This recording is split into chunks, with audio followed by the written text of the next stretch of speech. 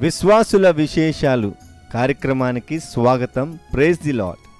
కుమార్తెలు కలిగిన ఫిలిప్పును గూర్చి పరిశుద్ధ గ్రంథంలో విశేషాలను చూద్దాం. మొదటిగా పరిచయం. ఈయన అపోస్తుల్లో ఒకడైన ఫిలిప్పు కాదు, అపోస్తుల సువార్త యందు నమ్మిక ఉంచి క్రైస్తవునిగా మారిన వారిలో ఒకడు. శిష్యుల సంఖ్య విస్తరిస్తున్న ఆ రోజుల్లో సంఘంలో జరిగే రోజువారీ పరిచర్యలో విధవరాండ్లను చిన్నచూపు చూచారని హెబ్రీయుల మీద గ్రీకు భాష మాట్లాడు యూదులు సొనుక్కున్నారు.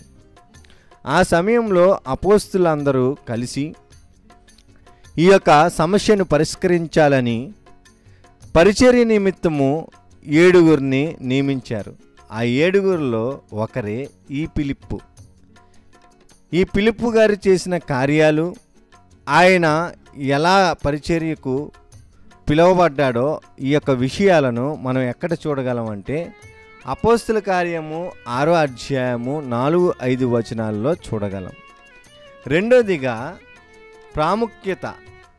ఇతను యొక్క ప్రాముఖ్యత ఆత్మతోనూ జ్ఞానముతోనూ నింపబడినవాడు. పరిచర్యకు అపోస్తుల ద్వారా ఏర్పాటు చేయబడ్డాడు. ఆ రోజుల్లో పరిచారకులకు ప్రత్యేకత గౌరవం ఇచ్చేవారు. ఈ విషయం మనం ఎక్కడ చూడగలం అంటే ఫిలిప్పుకు రాసిన పత్రికలో 1వ అధ్యాయము 1వ వచనంలో పౌలు గారు పరిచారకులను కూడా గుర్తు చేస్తున్న మాటను మనం అక్కడ చూడగలం.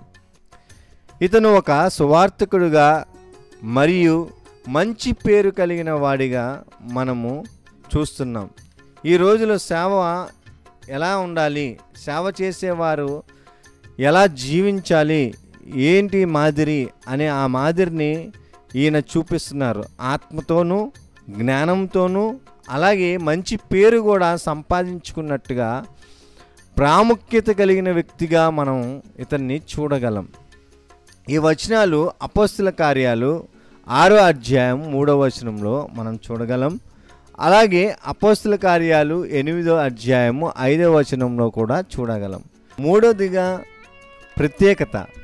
ఇతనిలో ప్రత్యేకత ఏమిటి అంటే సువార్తను ప్రకటించేటప్పుడు ఆత్మశక్తిపై ఆధారపడ్డాడు, అలాగే వాక్య జ్ఞానం కూడా అనుసరించాడు అనేది మనం ఈయన జీవితంలో, ఈయన సువార్తల్లో మనం చూడొచ్చు. సూచక్రియలు చేశాడు, దెయ్యాల్ని వెళ్ళగొట్టాడు, స్వస్థతలను చేశాడు, దేవుని రాజ్యం గురించి తెలుసుకునేటట్టు, యేసుక్రీస్తు నామమును తెలుసుకునేటట్టు సువార్తను ప్రకటించాడు. అలాగే బాప్తిజాలు కూడా ఇచ్చినట్లుగా మనం చూడగలం. ఈ వచనం ఎక్కడ మనకు కనిపిస్తుంది అంటే అపోస్తుల కార్యాలు 8వ అధ్యాయము 6, 8, 13 వచనాల్లో మనకి కనిపిస్తూ ఉంటుంది. అలాగే ఇతను జ్ఞానాన్ని ప్రదర్శించి కూడా, అంటే వాక్యాన్ని అనుసరించి రెండింటినీ కూడా చెరి సమానంగా ఆత్మ వరాల ద్వారా, ఆత్మశక్తి ద్వారా సువార్త ప్రకటించాడు. అలాగే లేఖనాలను అనుసరించి కూడా సువార్తను ప్రకటించాడు. దేవుని యొక్క పరిచర్యని వ్యాప్తి కొరకు పాటుపడ్డాడు అనేది మనం ఇక్కడ చూడగలం. ఎలాగంటే ఐథోపియాకుడైన నపంసకుడు రథములో యెషయా గ్రంథమును చదువుతుండగా ఆ లేఖనమును అనుసరించి ఆయనకి అది వివరించి ఆ సంగతులు తెలుసుకోలేని పరిస్థితిలో ఆత్మ ప్రేరేపించి ఫిలిప్పు గారిని అక్కడ పంపించినప్పుడు మరి ఆత్మ సహాయంతో ఏం చేశాడు అంటే ఏ లేఖన భాగానైతే ఆయన చదువుతున్నాడో ఆ లేఖన భాగాన్ని అనుసరించి తనకి సువార్తను ప్రకటించి బాప్తిజము తీసుకునేటట్టుగా వివరించి వాక్యము ఆధారాలను బట్టి అక్కడ రక్షణలోనికి తీసుకువచ్చినట్టుగా కనిపిస్తుంది. వరాల్లో భాగంగా సువార్తలు, స్వస్థతలు చేశాడు. వరాల్లో భాగంగా మరి బోధన కూడా చేసి రెండిటిని సమానంగా, సమాంతరంగా సువార్తలో అనుసరించినట్టుగా ఈ ఫిలిప్పు గారిని మనము చూడొచ్చు. ఈ వచనాన్ని ఎక్కడ మనం చూడగలమంటే అపోస్తుల కార్యము 8వ అధ్యాయము 38వ వచనంలో మనకి కనిపిస్తుంది. ఇవే కాకుండా అతని పిల్లల్ని కూడా చక్కగా పెంచినట్లుగా చూడగలం. నలుగురు కుమార్తెలను కలిగి ఉన్నాడు. నలుగురు కూడా కన్యకులుగానే ఉన్నారు. కన్యకులుగా ఉన్నప్పటికీ కూడా మనం సహజంగా కన్యకులు అంటే వివాహము జరగని వారు